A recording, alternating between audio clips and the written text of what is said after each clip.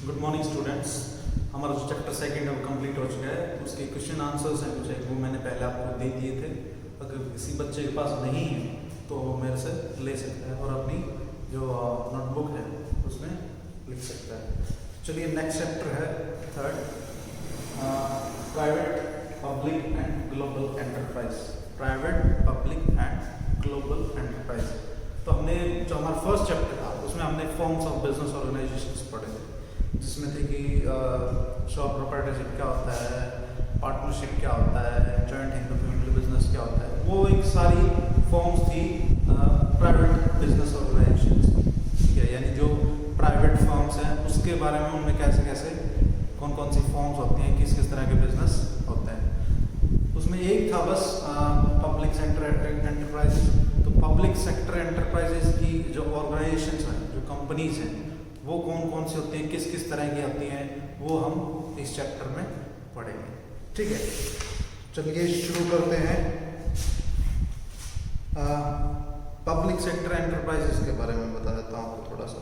Public sector enterprises ऐसी organisations होती हैं जिन पे जो कंट्रोल है वो गवर्नमेंट का होता है, ना कि किसी प्राइवेट इंडिविजुअल पर्सन का। उस पर कंट्रोल किसका होता है? सिर्फ गवर्नमेंट।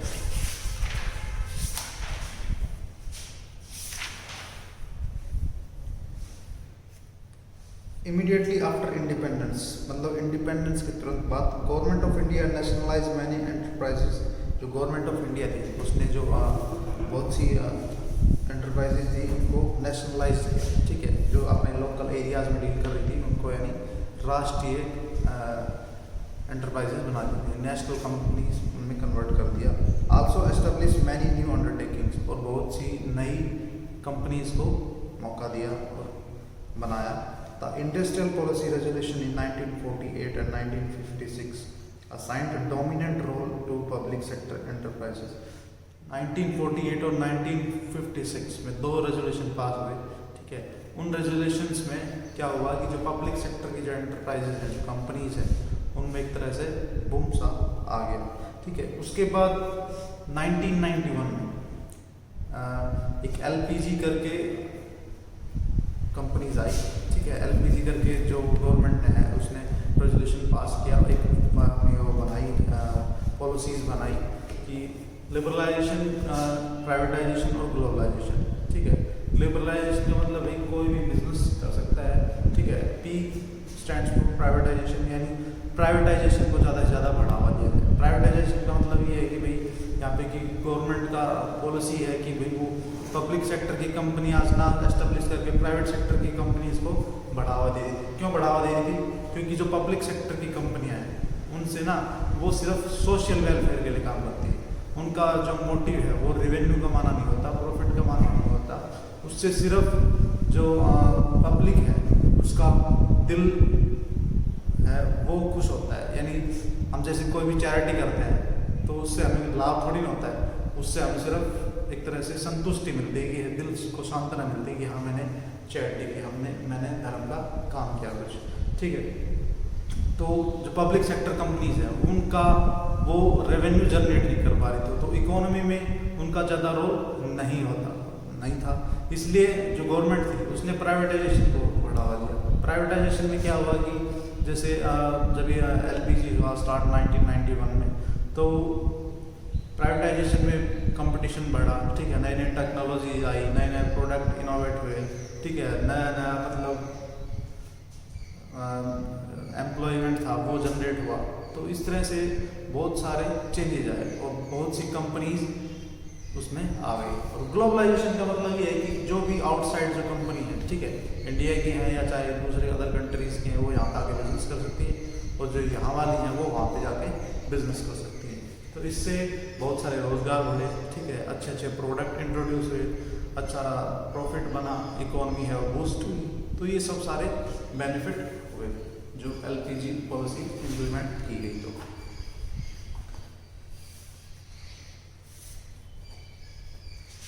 तो उसके बाद आता है तो पब्लिक सेक्टर एंटरप्राइजेस है, उसके कौन कौन से पार्ट्स हैं, ठीक है।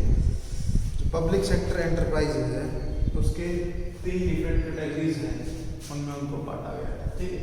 Departmental undertaking, second is statutory और public corporation, third is government company.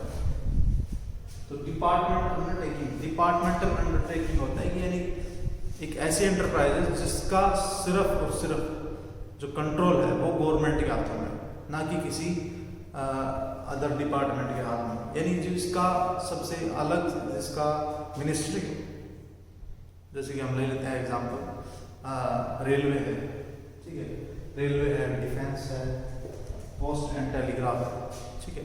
तो इनका जो डिपार्टमेंट है वो अलग है तो गवर्नमेंट के ही पार्ट, लेकिन इनका डिपार्टमेंट और मिनिस्ट्री है वो अलग है। जैसे रेल है तो रेलवे मिनिस्ट्री है, डिफेंस है डिफेंस मिनिस्ट्री है, ठीक है। ऐसे ही पोस्ट एंड टेलीग्राफ मिनिस्ट्री है। तो ये अलग, इनका अलग से मंत्रालय होता है, उनको क्या कहते हैं डिपार्टमेंटल अंडरटेकिंग, यानी उनका डिपार्टमेंट ही अलग है, ठीक है। तो डिपार्टमेंटल अंडरटेकिंग होते हैं, this is the oldest form of public sector. और जो ये डिपार्टमेंटल अंडरटेकिंग है ये ओल्डेस्ट फॉर्म है, it is the oldest form of public enterprise. ये पब्लिक एंटरप्राइज है, गवर्नमेंट की सबसे पुरानी सेक्टर है, एंटरप्राइज है, कंपनी है जो कि सबसे पुरानी है। उसके बाद है it is considered as one of the departments of government. और ये जो पब्लिक डिपार्टमेंटल अंडरटेकिंग जो कंपनीज होती हैं, ठीक है, वो एक डिपार्टमेंट होता है, it is considered as one of the department of government. और वही गवर्नमेंट का एक डिपार्टमेंट होता है, जैसे कि मैंने बताया रेलवे इंडस्ट्रीज है वो रेलवे मिनिस्ट्री के अंदर आती है। It has no separate existence then government. और इसका जो गवर्नमेंट है उससे अलग से कोई एग्जिस्टेंस नहीं है, ये गवर्नमेंट में ही शामिल होती है। Its employees are considered as government employ. और जितने भी लोग इसमें काम करते हैं, ठीक है, वो सब क्या है गवर्नमेंट एम्प्लॉय है। उनको ऐसे ही गवर्नमेंट बेनिफिट्स मिलते हैं, ठीक है, उनको वही रूल्स एंड रेगुलेशन फॉलो होता है, उनका वही मिनिमम पे स्केल होता है, मैक्सिमम पे स्केल होता है जो कि सेंट्रल गवर्नमेंट ने डिसाइड किया हुआ है। तो वो एक तरह से इस गवर्नमेंट एम्प्लॉय होते हैं, ठीक है। पब्लिक सेक्टर एंटरप्राइजेस के मैंने आपको एग्जाम्पल बताया, रेलवे का जो बजट है वो अलग से पास होता था पहले, अब एक बजट बना दिया, लेकिन वो उसमें है, ठीक है। ऐसे ही पोस्ट एंड टेलीग्राफ है और डिफेंस, ये सब अलग तरह के डिपार्टमेंट हैं। और इनका जो गवर्नमेंट में पूरी तरह से ये गवर्नमेंट डिपार्टमेंट है, और इनका जो कंट्रोल है, जो रेवेन्यू है, वो सारा गवर्नमेंट के हाथों में होता है। अब इसका आते हैं फीचर्स कौन कौन से होते हैं, ठीक है, यानी विशेषताएं। Under complete control of one of the ministries of government, जो इसका कंट्रोल है, ठीक है, डिपार्टमेंटल अंडरटेकिंग का, तो उनका जो कंट्रोल है वो एक मिनिस्ट्री होती है गवर्नमेंट, चाहे वो कोई भी हो, उसके हाथों में होता है, ना कि किसी एक व्यक्ति विशेष का, ठीक है। सेकंड है they are part of government होती, they are part of government होती। और जो इस तरह की जो एंटरप्राइजेज हैं वो गवर्नमेंट का ही पार्ट होती है, यानी पब्लिक सेक्टर है तो सीधी सी बात है भाई गवर्नमेंट का ही पार्ट होती है, ठीक है। Third, finance from annual budget of government. और जो भी इसका जो फाइनेंशियल डिसीजन है, जो भी इसमें इन्वेस्टमेंट होता है, वो सब कहाँ से आता है, जो एनुअल बजट बनता है ना सरकार का, उसके थ्रू आता है। यानी जब हम पढ़ते हैं, देखते हैं, सुनते हैं, तो ये बजट बनता है, तब इसमें होता है कि रेलवे को जो सेंट्रल गवर्नमेंट है उसने कितना बजट दिया, इतना पैसा वो रेलवे में लगाने जा रही है, ठीक है।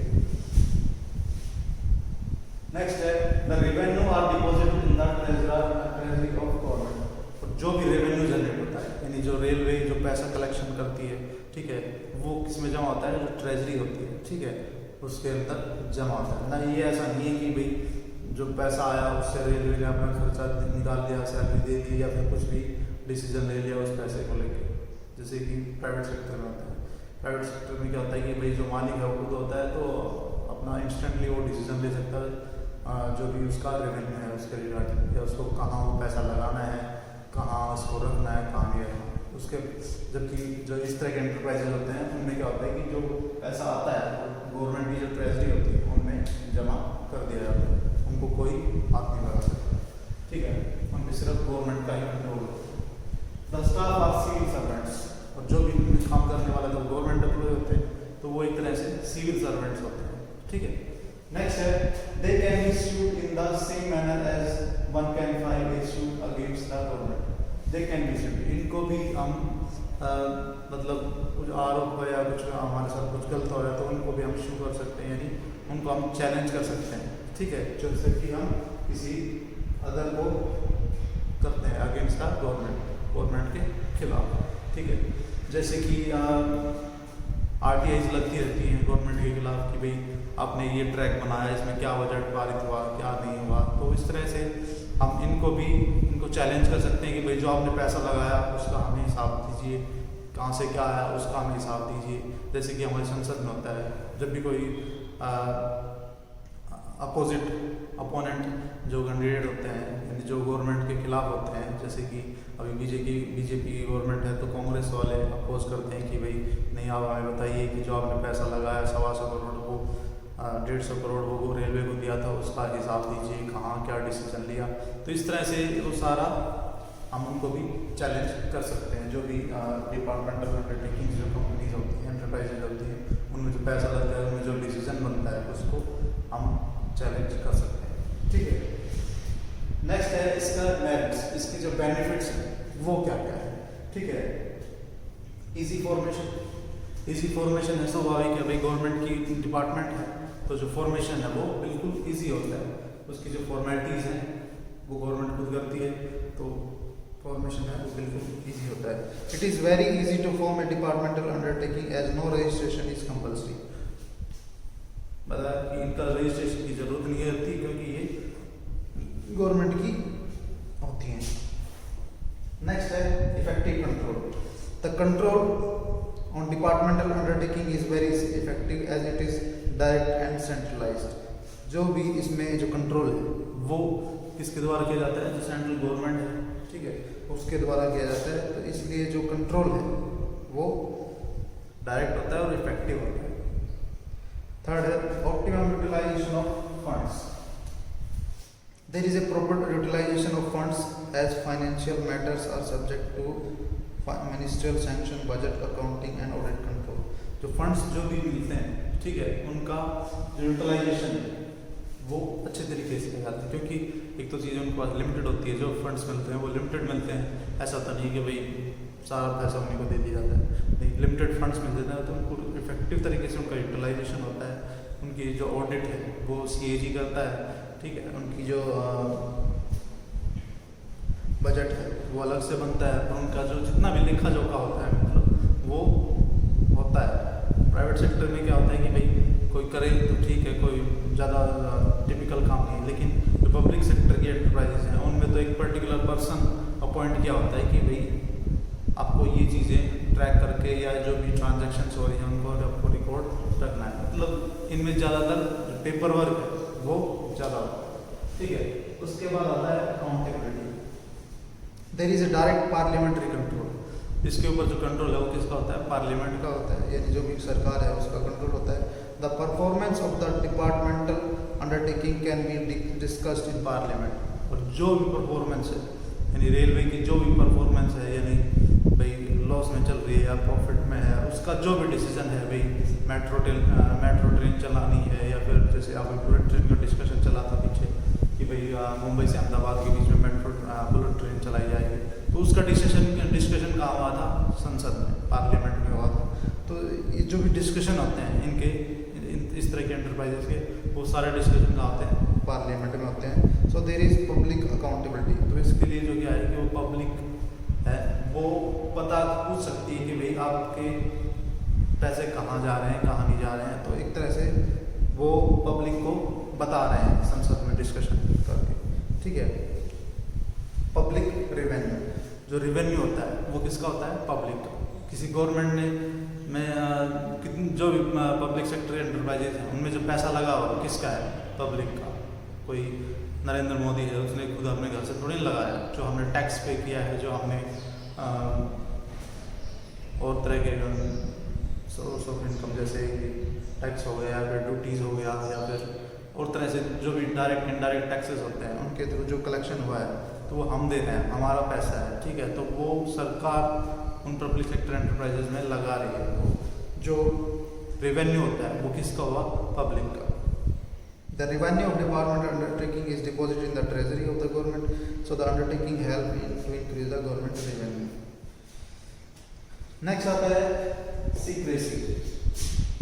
The activities performed in of the departmental undertaking can be highly secret, as government can avoid disclosure on the plea of public interest. जितने भी डिपार्टमेंट अंडरटेकिंग और एंटरप्राइजेज होते हैं उनमें जो भी डिसीजन लिए जाते हैं वो बिल्कुल सीक्रेट रखे जाते हैं। जैसे कि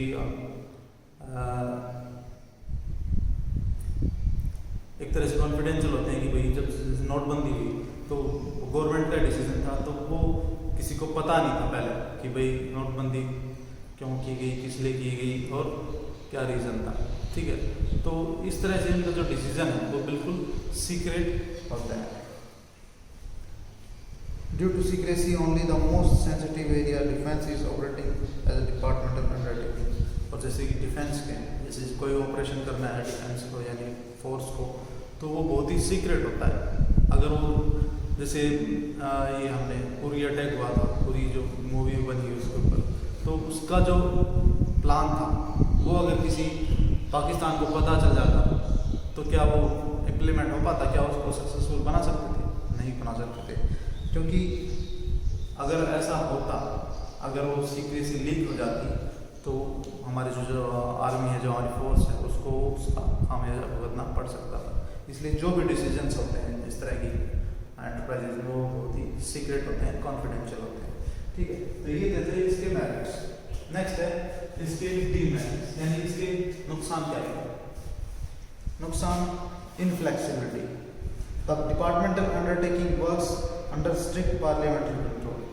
जो भी पब्लिक जो डिपार्टमेंट अंडरटेकिंग है वो पार्लियामेंट के कंट्रोल में होती है, ठीक है।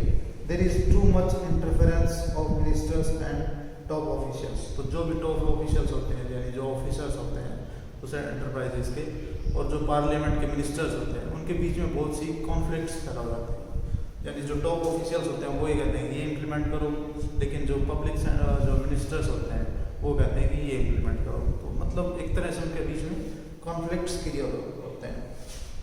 It is treated as one of the government offices, और इसको ऐसे ट्रीट किया जाता है कि एक गवर्नमेंट ऑफिस है।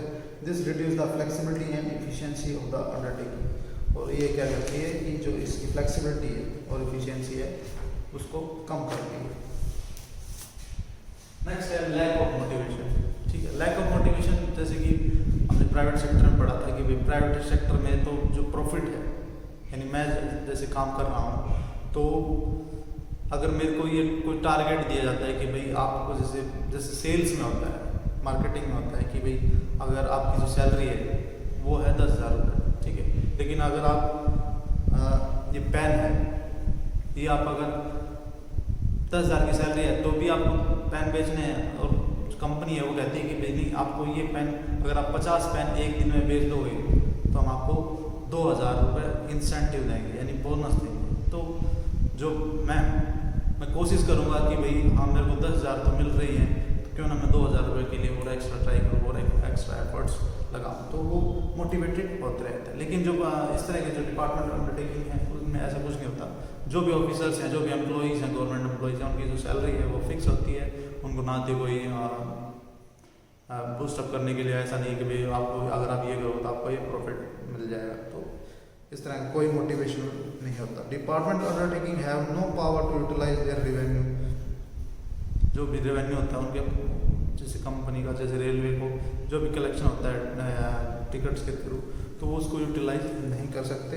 As these are deposit in the treasury, जो कि वो ट्रेजरी में जमा करते हैं। There is no incentive to maximise profit, और प्रॉफिट को मैक्सिमाइज करने के लिए, ठीक है, रेलवे ये तो कभी नहीं करती कि भाई आप आओ रेल में ट्रेन में ट्रैवल करो, या हम आपको किराया भाड़े में इतना डिस्काउंट देंगे अगर आप 5 बंदे जाते हो। तो इस तरह का कोई कुछ है नहीं, तो वो अट्रैक्ट नहीं करते प्रॉफिट को मैक्सिमाइज करने के लिए।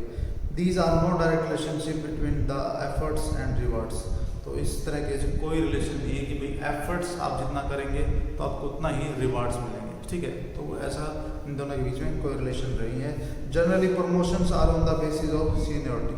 और जो प्रमोशन होते हैं, यानी जो डिपार्टमेंटल अंडरटेकिंग में यानी रेल में जो प्रमोशन होता है, जैसे मैं हूँ तो मेरा प्रमोशन हो गया, अगर मैं 10 साल से वहाँ से काम कर रहा हूँ सीनियरिटी बेसिस पे, 10 साल से वहाँ काम कर रहा हूँ और मेरा कोई जूनियर है, ठीक है, पहले प्रमोशन मेरा होगा क्योंकि मैं वहाँ पे 10 साल से काम कर रहा हूँ, तो सीनियरिटी बेसिस पे ही प्रमोशन इसमें होते हैं। तो ये सबसे एक तरह से डीमेरिट्स हैं। यानी मान लीजिए मैं 10 साल से वहाँ काम तो कर रहा हूँ, लेकिन मैं काम जो कर रहा हूँ वो जो मेरा जूनियर है उससे भी कम कर रहा हूँ, तो फ़ायदा क्या हुआ? और जो जूनियर है वो बहुत ही अच्छा काम कर रहा है, तो एक तरह से जो प्रमोशन है वो भी नथिंग के बराबर है, क्योंकक्योंकि जो एफर्ट्स बंदा लगा रहा है उसके अकॉर्डिंग उनको प्रमोशन नहीं मिलता है। Lack of financial autonomy. Next है lack of financial autonomy. The department undertaking can not plan long term investment projects. जो इस तरह की एंटरप्राइजेज होती हैं वो लॉन्ग टर्म के लिए प्लान नहीं कर सकते, as they are subject to budgetary control of the government. जैसे कि प्लान करने के लिए भी क्या चाहिए? फंड्स चाहिए, तो फंड्स कहाँ से आते हैं? गवर्नमेंट के पास, और गवर्नमेंट फंड्स देती है जो बजट है उसके अकॉर्डिंग, ठीक है। There are not allowed to use their own revenue freely. जबकि जो उनका जो रेवेन्यू होता है, यानी जो रेलवे को टिकट से जो पैसा मिलता है टिकट बेचने के बाद, तो वो उसको फ्रीली यूज़ नहीं कर सकते। It has no independence on freedom of utilising funds in its own way. और इनके पास कोई आज़ादी नहीं है कि जो भी फंड्स हैं उनको अपनी इच्छा से वो लगा सके। यानी बताया कि जो भी पैसा आता है तो वो गवर्नमेंट उसके अंदर इंटरफेयर करती है, मिनिस्ट्री उसके अंदर इंटरफेयर करती है, उसके ऊपर डिस्कशन होता है कि भाई ये करने जा रहे हैं तो ऐसा करें या नहीं करें, और ऑफिशियल्स हैं वो चाहते हैं कि ऐसा ना हो और मिनिस्टर चाहते हैं कि ऐसा हो। तो इस तरह से फाइनेंशियल ऑटोनॉमी लैग होती है। नेक्स्ट है inefficient management. The departmental undertaking are managed by the government officials. Government officials के द्वारा, ये ऑफिसर्स के द्वारा मैनेज की जाती है। These officials are overburden with the paper work. और जितने भी ऑफिसर्स होते हैं उनको पेपर वर्क ज़्यादा करने को मिलता है। They spend maximum time to answer the queries of parliament and और मिनिस्ट्री। और जो अपना मैक्सिमम टाइम है वो किस में खपा देते हैं? पार्लियामेंट के जो क्वेरीज आते हैं और जो मिनिस्ट्री के जो क्वेरीज आती हैं उनको सॉल्व करने में। They can be transferred any time, और उनका ट्रांसफ़र कभी भी किया जा सकता है। As a result they have less sense of responsibility and efficiency. इसलिए उनको जो टॉप ऑफिशियल्स होते हैं उनके पास लेस रिस्पॉन्सिबिलिटी होती हैं और एफिशिएंसी उनकी कम होती है। यानी सपोज कीजिए मेरे में कैपेबिलिटी है कि मैं एक अच्छा मैनेजमेंट कर पाऊँ, लेकिन मेरे को मैनेजमेंट करने की बजाय मेरे को पेपर वर्क में लगा दिया, ठीक है, जो मिनिस्ट्रीज़ के रूल्स एंड रेगुलेशन है उनको फॉलो अप करने में लगा दिया, या फिर मैं कुछ अच्छा काम कर रहा हूँ तो मेरे को यहाँ दिल्ली से कहीं और भेज दिया। तो इस तरह से जो मैं क्या हूँ फेड अप हो जाऊँगा, तो मैं क्यों करूँगा अपना काम? तो एक तरह से मैनेजमेंट अच्छे तरीके से नहीं हो पा रहा, ठीक है। नेक्स्ट है delay in action. Delay in action कि भाई जब भी कोई हम इस तरह के एंटरप्राइजेज में कोई डिसीजन इम्प्लीमेंट करने वाले हैं तो फर्स्ट वो पार्लियामेंट में जाएगा, वहाँ डिस्कशन होगा, तो वहाँ पे डिस्कशन 1 दिन होता है, 2 दिन होता है, 15 दिन होता है, क्योंकि एक लंबा प्रोसीजर है। और इसमें जो अपोनेंट पार्टी के हैं या फिर इन द गवर्नमेंट जो पोजीशन में है उनके बीच में तकरार होते रहते, कभी कभी तो मतभेद इतना बढ़ जाता है कि वो उसका संसद का बाइकआउट कर देते हैं। तो इस तरह से जो डिसीजन इम्प्लीमेंट करना होता है उसमें डिले हो जाता है, ठीक है। तो ये थे पब्लिक सेक्टर एंटरप्राइजेज का एक सब पार्ट, डिपार्टमेंटल अंडरटेकिंग। इसका नेक्स्ट पार्ट है पब्लिक कॉर्पोरेशन, वो हम नेक्स्ट वीडियो में पढ़ेंगे।